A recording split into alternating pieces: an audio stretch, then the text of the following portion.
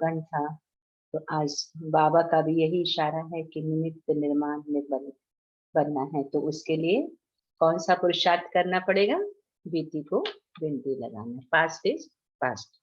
तो वो शक्ति हमारे अंदर आ जाएगी निर्मल बनने की, निर्माण बनने की। और सदा कहते हैं ना, बिंदी सुहाग की निशानी होती है। माताओं की बिंदी सुहाग की निशानी मानी जाती है।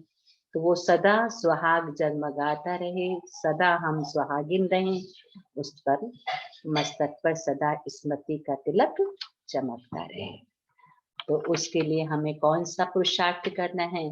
तो आज बाप दादा के इशारे हैं। बाबा ने कहा, मीठे बच्चे पढ़ाई में गफलत मत करो, अविनाशी ज्ञान रत्नों से अपनी झोली भरते रहो, विनाशी धन के पीछे इस कमाई को छोड़ना नहीं। विनाशी धन के पीछे कहते इस कमाई को छोड़ना नहीं। कई बार होता है हम सर्विसों में इतनी बिजी हो जाते हैं कि ये कमाई पर हमारा टेंशन नहीं जाता, टाइम ही नहीं मिलता। तो आज बाबा का इशारा है कि अविनाशी विनाशी कमाई के पीछे अविनाशी कमाई को छोड़ना। तो प्रश्न है, जो बच्चे बाप के समान रहम दिल हैं, उनकी क्या निशानियां होंगी? तो उन्हें ज्ञान का नशा चढ़ा हुआ होगा। वे ज्ञान रत्नों को स्वयं में धारण कर दूसरों को भी ज्ञान का इंजेक्शन लगाते रहेंगे और सबको आसवी मत से छुड़ाते रहेंगे। जो बाबा सुनाते हैं उसे नोट करेंगे और सवेरे सवेरे उठ उस पर गौर करेंगे। विचार सागर मंथन कर सदा हर्षित रहेंगे, है ना। कल भी बाबा ने कहा, हाँ तुम ईश्वरीय परिवार हो, तुम्हें आसवी मत पर नहीं चलना है। आसवी गुण वाले और ईश्वरीय गुण वाले, तुम ईश्वरीय परिवार के हो, ईश्वरीय गुण वाले हो। हाँ, तो आज फिर बाबा उस पॉइंट को पक्का कर रहे हैं। तो गीत आज का कि हमारे तीर्थ है न्यारे। तो शिव की जयंती कब होती है, वह परम पिता परमात्मा शिव कब अवतरित होते हैं, ये भारतवासी नहीं जानते। तुम बच्चे भी नंबरवार पुरुषार्थ अनुसार जानते हो कि शिव कब अवतार लेते हैं। गाते हैं रात्रि को अवतार लिया, परंतु कौन सी रात्रि? क्या ये जो कॉमन रात दिन होते हैं वह रात्रि या कोई रात्रि है? इसको भारतवासी नहीं जानते। शिव के बदले उन्होंने फिर कृष्ण का जन्म रात्रि 12 बजे का रख दिया है।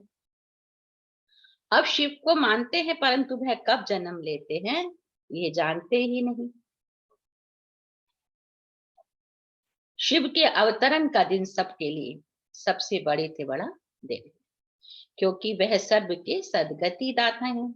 जब सबके ऊपर भीड़ पड़ती है, दुख होता है, तब चिल्लाते हैं, ओ पतित पावन आओ, ओ गॉड फादर रहम करो। वो भी कहते हैं, गॉड फादर इन मनुष्यों के ऊपर रहम करो। यह एक दो को मारने के लिए तैयार हो गए, कोई भी सुनते भी नहीं है। उन्हों को ईश्वर मत दे। कोई घर में बिगड़ते हैं तो कहते ईश्वर इनको अच्छी मत दो, क्योंकि आसरी मत पर चल रहा है ना। ऐसे होता है ना, कोई घर परिवार में बिगड़ते हैं तो क्या कहते हैं लौकिक में भी, हे प्रभु इसको अच्छी मत देना। तो अच्छी मत कौन सी? ईश्वरीय मत है ना। ईश्वरीय मत अभी हम बच्चों को मिल रही है। तो बाप कहते हैं, अब भगवान है कौन ये भी नहीं जानते, कह देते भगवान निराकार है, सर्वव्यापी है, फिर तो कोई बात नहीं ठहरती।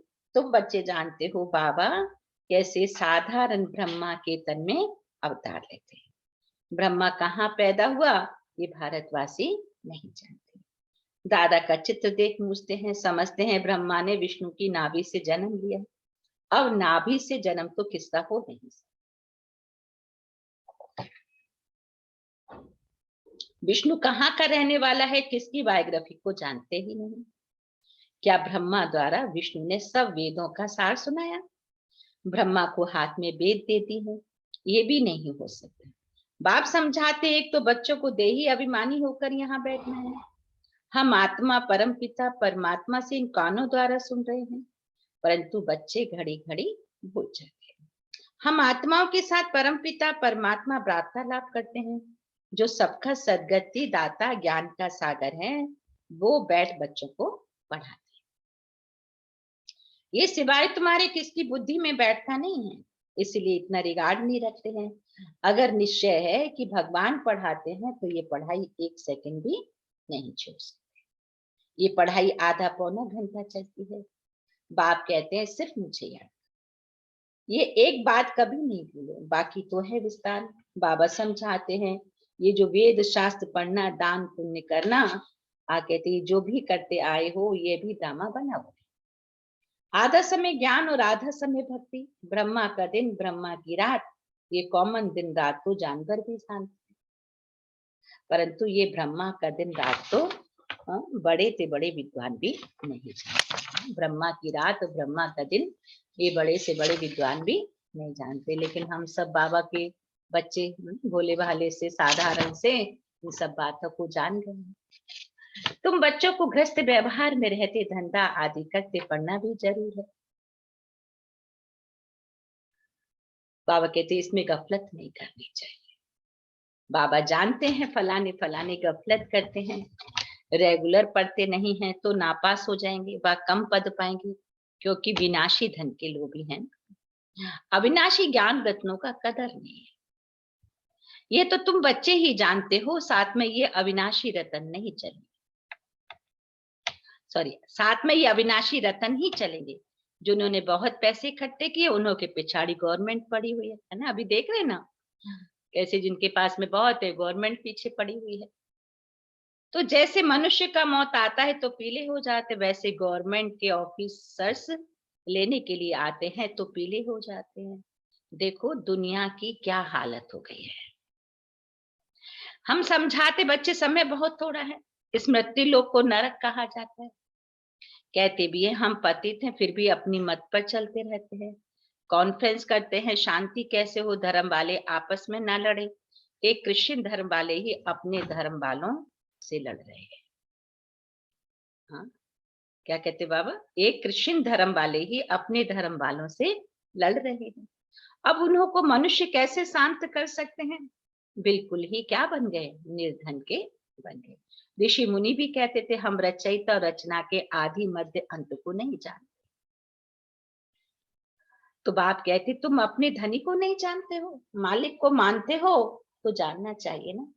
भगवान ईश्वर गॉड यह सब भिन्न भिन्न नाम रखते हैं, वास्तव में है तो फादर ना, हमारा रचयिता है, हम उनके बच्चे ठहरे। तो बाप माँ और बच्चे हम तो जैसे ईश्वरीय फैमिली ठहरे। माता पिता से तो जरूर वर्षा मिलना चाहिए। हम परम पिता परमात्मा की फैमिली हैं। बाप को सर्वव्यापी कह दें फैमिली हो ना सके। अगर भगवान को सर्वव्यापी किया तो फैमिली कैसे हुए। तो मालिक रचता की हम फैमिली है। आज से 5000 वर्ष पहले भी बाप ने बरोबर वर्षा दिया था ना। सिर्फ हमको परंतु सबको देते हैं, ना सिर्फ हमको परंतु सबको देते हैं।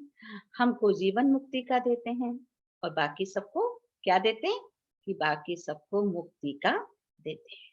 कितना सहज है, ये भी खुशी का पारा चढ़ना चाहिए। परंतु अहो मम माया, यहाँ से बाहर जाते हैं तो माया भुला देती है, बाप को ही भूल जाते हैं। अभी तुम बाप के बने हो, तुम ही जानते हो। शिव बाबा ने ब्रह्मा द्वारा हमको अडॉप्ट किया है, ऐसे नहीं कि ब्रह्मा विष्णु की नाभि से निकला। हाँ जिनको बाप से वर्षा लेना है वह तो यह सब बातें समझते हैं। हाँ, क्या समझते हैं, नॉलेज सुनाते हैं वेदों की, सो भी कहा क्या सूक्ष्म वतन में सुनाएंगे, कुछ भी बुद्धि में नहीं है। बाबा कहते हैं अब बच्चे तो मानते हैं बरोबर बाबा सत्य सुनाते हैं। और तुम ब्राह्मणों को फिर जाकर सबको सच्ची गीता सुनानी है। बाबा हमको सुनाते हैं और हमें सबको सुनानी है। सब एक जैसा तो नहीं समझा सकते ना, वह नंबरवार राजधानी बन रही है।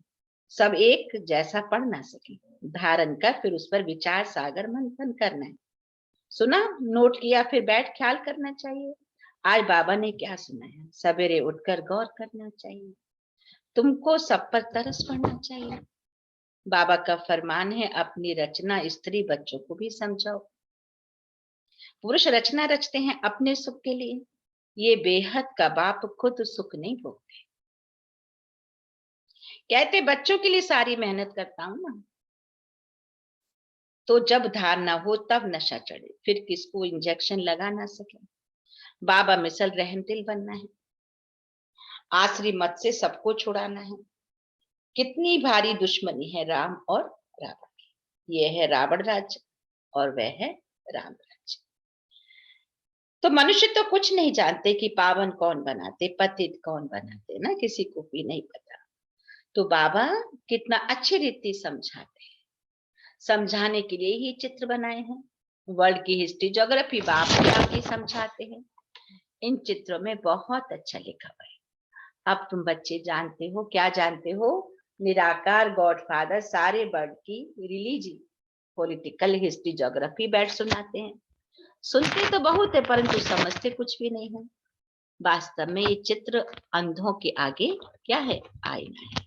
झाड़ और ड्रामा वह तो बहुत क्लियर है, ये बाप ने समझाकर बनवाए। इस समय सब अज्ञान नींद में सोए हुए हैं। अब तुम बच्चे रूहानी यात्रा पर ले जाते। रूहानी राही बनाने के लिए कितना ज्ञान देना पड़े, बुद्धि सच चाहिए। इस पुरानी दुनिया से एकदम उपराम। ये भी बंडर है, जहां अपना जड़ यादगार है। बाबा कहते वहां ही आकर बैठे हैं। वह जड़ है और वह चैतन्य है। बड़ा गुप्त राज है। तो जैसे हम गुप्त, वैसे मंदिर यादगार भी गुप्त है।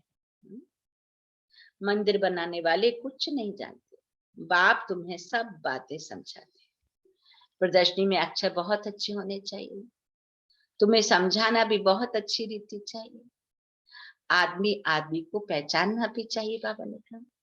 तो बड़े बड़े आदमी आते हैं, कोई अच्छी रीति समझते हैं, कोई तो कह देते हैं अच्छा लगता है, परंतु फुर्सत कहाँ है ना। बाबा के घर में कितने आते हैं, हाँ, लेकिन क्या कहेंगे, अच्छा तो बहुत है लेकिन क्या करे बहन जी, हमारे पास समय नहीं है। तो कोई कहते कल से आकर समझेंगे, बाबा कह देते तुम कभी नहीं आएंगे ना। बाबा को पता है, कहते हैं हाँ कल से आएंगे, लेकिन वो कल कभी आता नहीं है। क्यों? उनकी तकदीर में होगा तो आएंगे ना। तो बाप कहते हैं बड़ा मुश्किल है, तुम जानते हो हम कौन बन रहे हैं? हम तो देवी देवता बन रहे हैं। हम अपनी राजधानी स्थापन कर रहे हैं। हम राज्य करेंगे, परंतु यह दिल दर्पण में देखना चाहिए। हम राजा रानी बनेंगे या दास दासी बनेंगे, अपने को देखना है, परंतु यह दिल दर्पण में देखना चाहिए।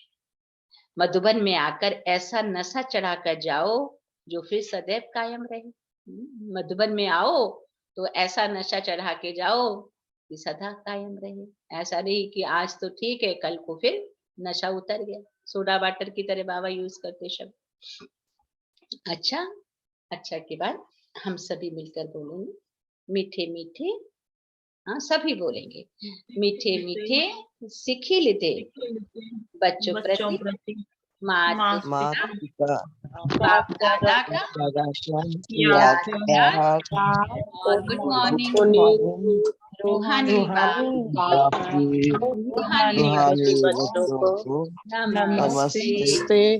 हम नमस्ते। रूहानी बच्चों की रूहानी बाप दादा रूहानी बाप दादा को को याद प्यार, अच्छा गुड मॉर्निंग मॉर्निंग और नमस्ते।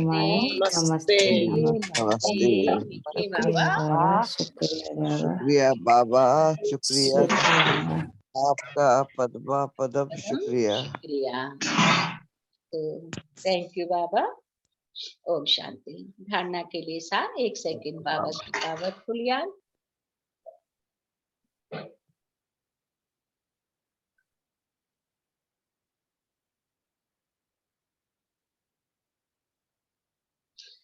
तो धारणा के लिए है, इस पुरानी दुनिया से क्या करना है? उपराम रहना है। सच्ची बुद्धिमान ज्ञान धारण करके फिर दूसरों को धारण कराना है।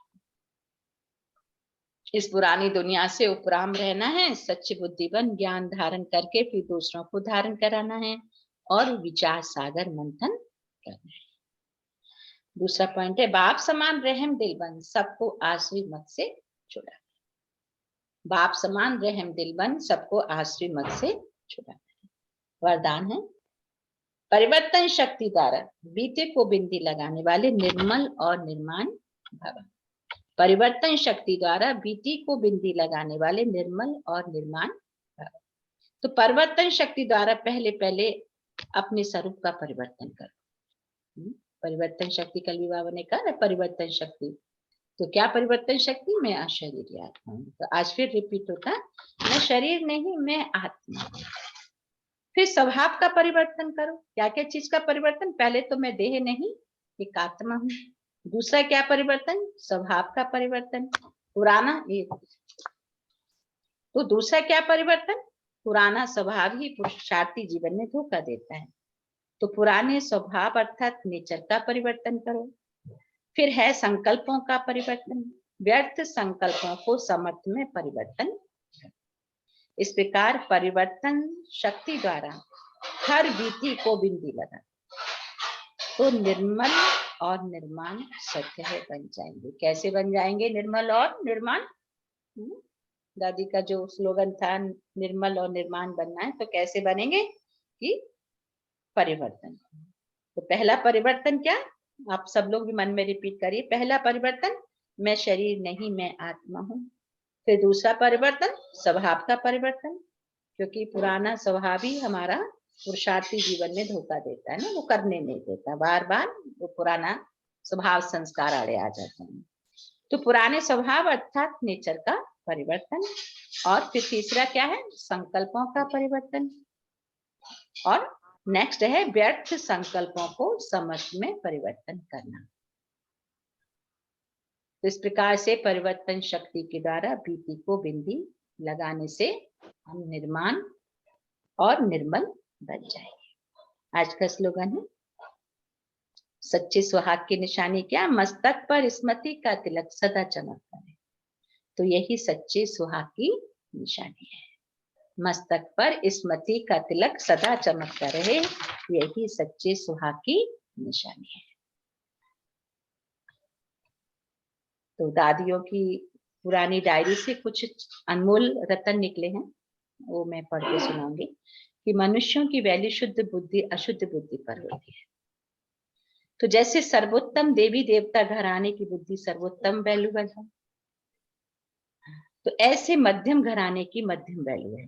ध्यान से सुनिए कि जैसे बाबा जब बोलते हैं तो दादियां नोट करते जाते हैं, तो उस डायरी के कुछ अनमोल रतन है कि मनुष्य की वैल्यू शुद्ध बुद्धि अशुद्ध बुद्धि पर होती है। जितनी हमारी शुद्ध बुद्धि है उतने ही हम वैल्यूबल हैं। तो जैसे सर्वोत्तम देवी देवता घराने की बुद्धि क्या होगी? सर्वोत्तम वैल्यूबल होगी। बहुत नोट भी करते जाएं अगर कर सके तो। ऐसे मध्यम घराने की मध्यम वैल्यू है। इसी ही प्रकार से कनिष्ठ घराने की बुद्धि भी वैल्यू भी कनिष्ठ ही है ना। कहते हैं ना, ये रॉयल घराने का दिखता है, ये साधारण मध्यम परिवार से है, समझ में आ जाता है, बोलने से समझ में आ जाता है। तो उसी प्रकार से फिर वैल्यू भी होती है। तो ये तीन संप्रदाय हैं, ये तीनों का मदार सारा बुद्धि पर है। पहले सर्वोत्तम बुद्धि वाले ब्राह्मण देवी देवताओं ने संपूर्ण ज्ञान से सर्वोत्तम कमाई कर वर्ण सावंटी की माने चाबी अथवा वैकुंठ की बादशाही प्राप्त की। किसने प्राप्त की वैकुंठ की बादशाही? सर्वोत्तम बुद्धि वाले ब्राह्मण देवी देवताओं ने संपूर्ण ज्ञान से सर्वोत्तम कमाई की और वैकुंठ की बादशाही प्राप्त की। आधा कल्प प्रकृति उनकी दासी हुई, इसलिए प्रैक्टिकल में सुख भोगते हैं और आधा कल्प उन्हों की मूर्तियां मंदिरों में पूजी जाती है। तो इस ज्ञान को अच्छी प्रकार से समझना। तो है तो सारा मदार इस बुद्धि पर है, इसलिए बहुत तीखी बुद्धि चाहिए। पिता ईश्वर के महावाक्य हैं कि तेज रफ्तार से बुद्धि योग लगाने वाला क्या है? साक्षात मेरा ही स्वरूप है। तो बाबा अपने देवी बच्चों को वंडरफुल सौगात दहेज में देते हैं। अभी तुम्हें कौन सी सौगात मिलती है? बाबा ने कहा क्या अविनाशी ज्ञान धन की अंडरस्टूड है, परंतु उसके बाद क्या मिलता है? अभी हमें कौन सी सौगात मिलती है? अविनाशी ज्ञान धन। कितने लोग हैं जो खाली कोर्स करके फिर छोड़ देते हैं, लेकिन हम बच्चों को तो बाबा ने पकड़ा हुआ है ना। तो जो रोज सुनते रहेंगे, बाबा की श्रीमत पर चलते रहेंगे, तो उनको क्या मिल जाएगा?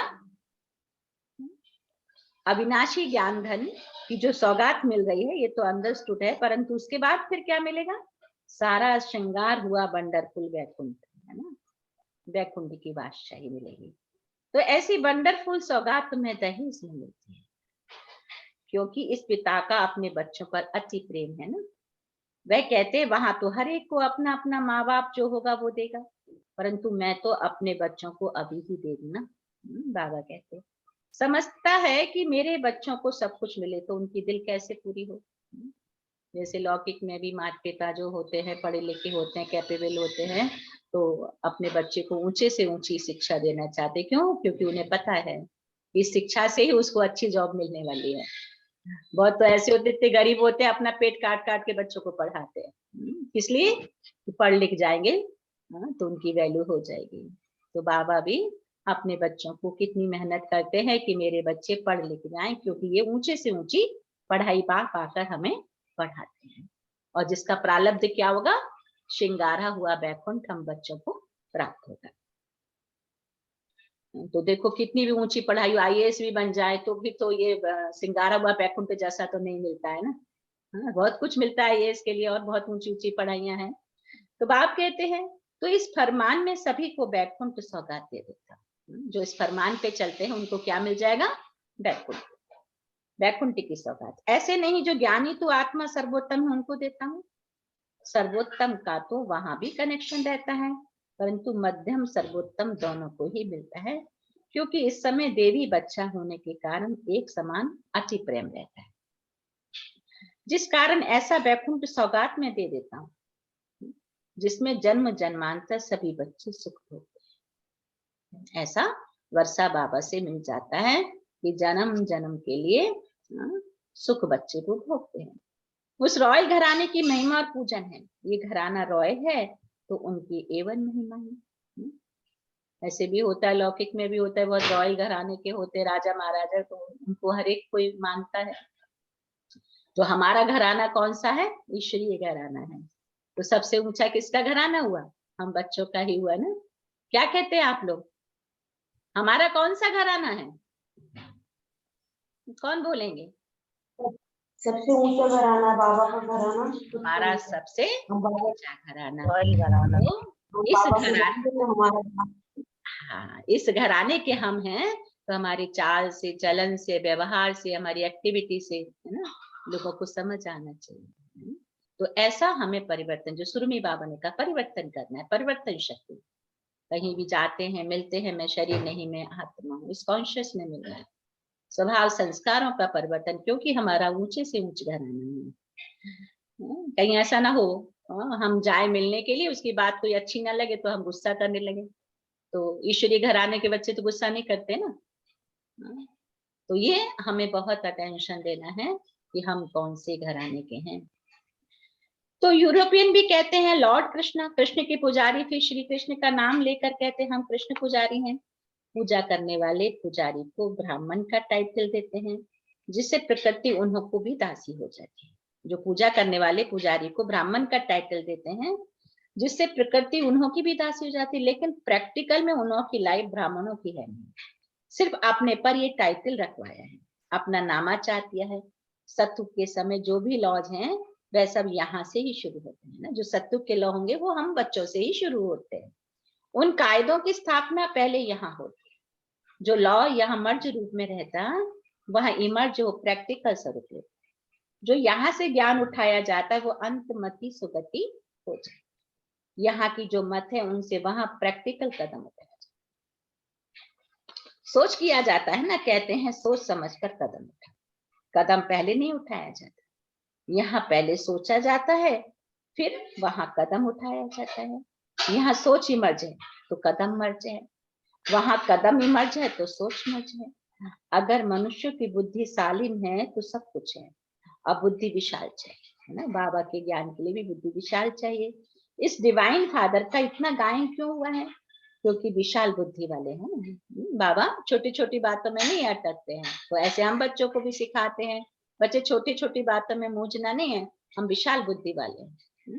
सामने वाले को भी माफ करो, कोई बात हमें अच्छी नहीं लग रही उसको भी क्षमा कर दो। विशाल बुद्धि वाली डिवाइन आत्मा का मस्तक चमकता है, क्योंकि बुद्धि में सारा ज्ञान भरा हुआ है। वो फिर जब अन्य को अपनी बुद्धि रूपी तिजोरी से ज्ञान के रतन निकाल के देता है तो उसकी चमक दिखाई देती है।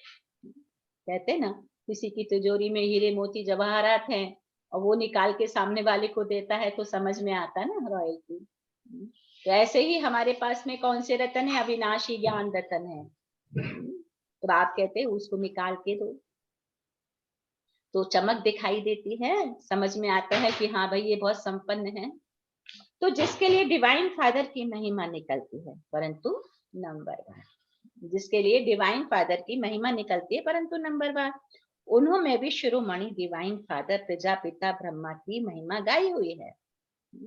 हमारा फादर डिवाइन फादर, तो बाबा कहते कि प्रजापिता ब्रह्मा की भी महिमा गाई हुई है। अच्छा, ओ तो आज के महावाक्यों से हमने क्या सीखा कि सबसे पहले तो परिवर्तन, पहला परिवर्तन। कल भी बाबा ने याद दिलाया कि हम कौन से फैमिली के हैं? ईश्वरीय फैमिली के, ये याद रखना है। हमारा ईश्वरीय परिवार है, तो हमारे चाल चलन से ये समझ आना चाहिए कि हम कौन से परिवार के हैं। तो आज के कुछ अनमोल महावाक्य हैं कि भारत ने अपनी असली शक्ति कहाँ खो दी। भारत तो कितना संपन्न था, शक्तिशाली था, वो शक्ति कहाँ चली गई? कि भारत वालों ने अल्पकाल के साधनों को कॉपी करने के कारण रूहानियत से किनारा कर विदेशी सुख के साधनों का सहारा ले लिया। भारत रूपी तन्हा सुख रहा है, उसका प्रभाव मुख्य शाखाओं पर पड़ना शुरू हो गया। चिल्लाना, चलाना, मन से, मुख से चिल्लाना और मजबूरी से जीवन को और देश को चलाना। आज यही हो रहा है, लोग भाषण भी देते तो कितना चिल्लाते हैं। तो ये चिल्लाना क्यों शुरू हो गया?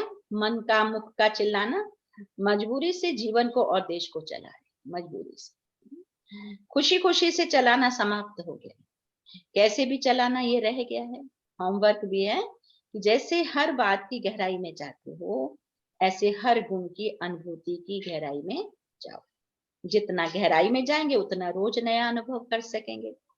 तो नया अनुभव तब होगा जब एकांतवासी, स्थूल एकांत के साथ साथ एक के अंत में सदा, स्थूल एकांत के साथ साथ एक के अंत में सदा रहेगा। तो आज का होमवर्क क्या मिला है कि बाबा हम बच्चों को जो भी सुना रहे हैं, समझा रहे हैं, उस बात की गहराई में जाना।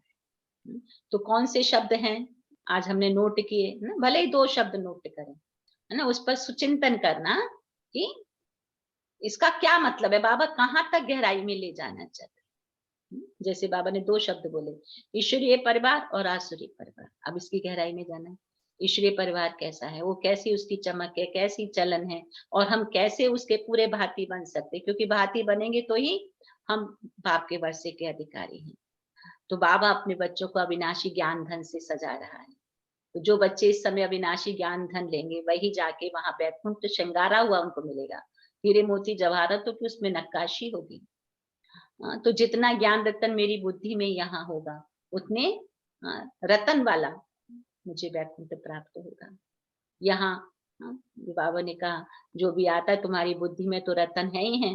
पहले हम क्या बातें करते थे, व्यर्थ की बातें कोई मिलता था। अभी क्या बातें करनी है?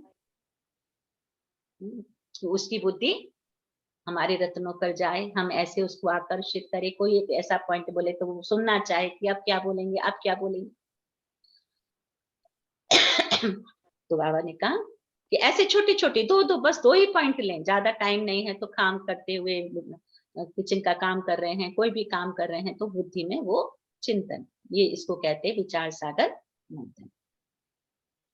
अच्छा, ओम, तो 1 मिनट बाबा की याद, बस बिंदी लगानी है, पास्ट इज पास्ट, और उस बिंदी में टिकना है। Who am I? मैं शरीर नहीं, शरीर को चलाने वाली एक शुद्ध आत्मा, पवित्र आत्मा, शक्तिशाली आत्मा, अपने ईश्वर पिता की संतान, ईश्वरीय फैमिली। तो इमर्ज करें, अपने आप का विजन बनाएं, कैसे हमारा पिता परमात्मा और हम सब उसके बच्चे। तो बिंदी लगाते ही मैं आत्मा निर्मल और निर्वाण बन जाती हूँ। माने कंस्ट्रक्शन करने वाले, डिस्ट्रक्शन नहीं। मुझे सदा सुहागिन रहना है। तो कौन सी बाबा ने मुझे टिप दी कि सदा चमकता हुआ सितारा अपने आप को देखें। तो हम हर कल्प में सदा सुहागिन रहेंगे। तो मस्तक पर चमकता हुआ सितारा, और जो मांग भरी जाती है वो परम धाम की याद, और जिसमें शिव बाबा कहते हैं ना, सदा सुहागिन कौन, जिसकी मस्तक में सदा सुहाग की निशानी क्या दिखाते, सिंदूर। तो सिंदूर लगा हुआ, तो सिंदूर कौन सा कलर है, परम धाम का कलर। और उस परम धाम में शिव बाबा कहते हैं ना कि क्या पहनते हैं, मांग में पहनते हैं टीका, टीका लगाते हैं। तो उस परम धाम में शिव बाबा को निरंतर अपलक देखना। तो सदा मेरे मस्तक पर वो टीका लगा हुआ है, आत्मस्मृति परमात्म स्मृति। तो आत्मस्मृति बिंदी और परमात्म स्मृति टीका। सदा आज यही होमवर्क कि मेरे मस्तक पर सदा चमकता रहे। तो ये सदा सुहागिन बनने की टिप्स आज बाबा ने हम बच्चों को दी। तो यही इमर्ज करेंगे कि मैं 16 श्रृंगार की हुई। और कौन से 16 श्रृंगार हम दूसरे दिन बताएंगे, कि जितने भी 16 श्रृंगार माताओं के होते हैं वो यहीं की कहानियां, सब यहीं से होते हैं।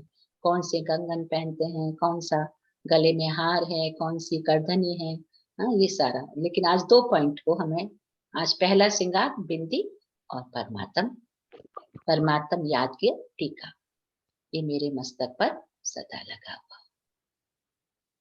तो इसी कॉन्शियस में बैठेंगे। सर्वशक्तिमान बाप की सर्व शक्तियों की किरणें मुझ आत्मा में बरस रही हैं,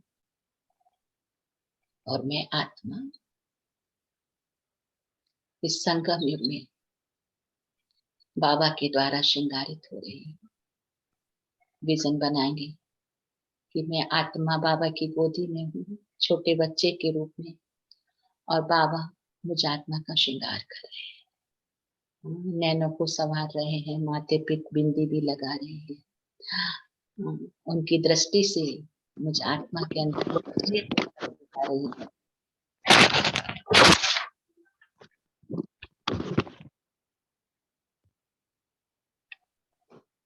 मुझ आत्मा के अंदर रूहानियत भरती जा रही है। बाबा मुझे रूहानी दृष्टि से मेरे अंदर के सभी विकर्मों को भस्म कर रहे हैं। तो जैसे जैसे मैं आत्मा बाबा की याद में ठहरती जाती हूँ, मेरे पाप भस्म हो रहे हैं, और मैं आत्मा निर्मित, निर्माण, निर्मल बन अनेकों का कल्याण करने वाली, सदा हर्षित रहने वाली, सदा मेरा चेहरा मुस्कुराता हुआ, ताकि अन्य आत्माओं को लगे ये आसरी परिवार के नहीं, ये जरूर बहुत ऊंचे कुल खानदान के हैं, कि सदा इनके चेहरे पर मुस्कान बनी हुई रहती है, सदा ये रूहानियत से संपन्न रहते हैं।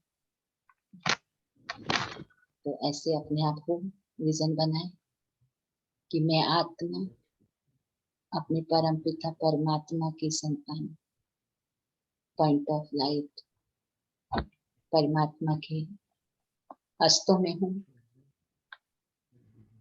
वो मुझे सजा रहे हैं, संवार रहे हैं, मेरी बुद्धि को तीव्र बना रहे हैं, ताकि मैं आत्मा जन्म जन्म का वर्षा प्राप्त कर सकूं। ओम शांति। इसी कॉन्शियस में हम पॉइंट शेयर करेंगे। ओम शांति।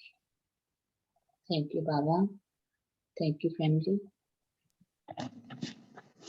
मंजीत कविता है। ओम शांति।